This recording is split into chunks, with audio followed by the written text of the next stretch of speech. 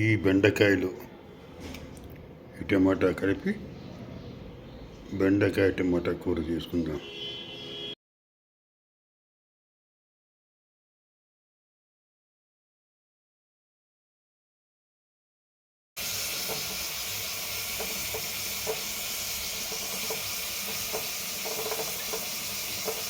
ఇది బాగా కాగనివ్వాలి. ఈ 3 గంటలు పట్టేట్టుకు వేసుకోవాలి. ఇప్పుడు ఇందులో ఈ బెండకాయ ముక్కలు వేయాలి.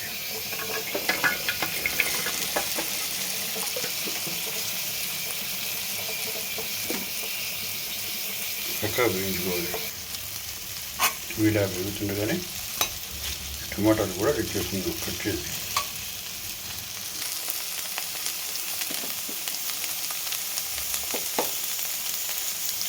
దీనికి మంచి ఉప్పు ఇందులో వేసుకుందాం.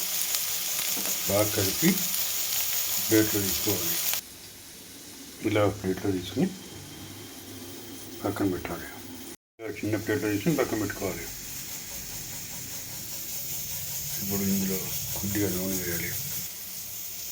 ఇప్పుడు ఇందులో మినపప్పు శనగపప్పు వేసుకోవాలి. ఇందులో కరివేపాకును టమాటాలు కూడా వేసి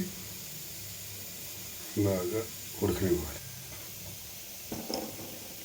ఇందులో ఉప్పు వేయాలి.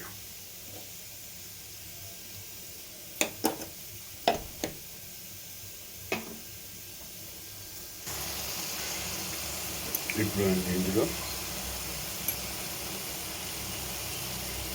కారం వేసుకుందాం. ధనియాల పొడి బాగా కలపాలి. కొద్దిగా జీలకర్ర పొడి బాగా కలపాలి. ఇది వేయించి పక్కన పెట్టుకుంటుంది. ఈ బెండకాయని ఇందులో వేయాలి. బాగా కలపాలి. ఇప్పుడు దీంట్లో ఇలా కొద్దిగా నూనె వేసుకొని కలిపి మూత పెట్టాలి. ఇలా నీళ్ళ మూత పెట్టాలి. దాన్ని ఇప్పుడు చక్కగా లోపల ఉన్నటువంటి మసాలా మొత్తం అంటుకుంటుంది. ఉప్పు బెండకాయ గుడిగా టమాటాలు గుడిగా వేసింది. ఈ కారం మసాలా పొడి మొత్తాన్ని కూడా ఒకే దాంట్లో కలిపేస్తుంది. ఇది బాగా కలుపుకొని గిన్నెలోకి తీసుకోవాలి. ముద్దగా రావాలంటే ఇప్పుడే తీసుకోవాలి. కొద్దిగా విడివిడిలాడుతూ రావాలంటే కొంచెంసేపు తాగాలి. ఈ కూర చపాతీలోకి చాలా బాగుంటుంది. అన్నంలో విడిగా కలుపుకుంటే ఇది బాగుంటుంది. దీన్ని ఉల్లిపాయ కలిపి కూడా చేస్తారు, బాగుంటుంది. నేను వేయలేదు ఉల్లిపాయ. వెళ్ళే గిన్నెలో తీసుకున్నాను.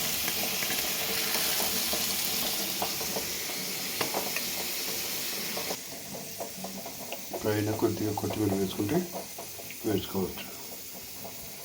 దీన్ని దైవ నివేదన చేసి వడ్డించుకుందాం. Thank you for watching.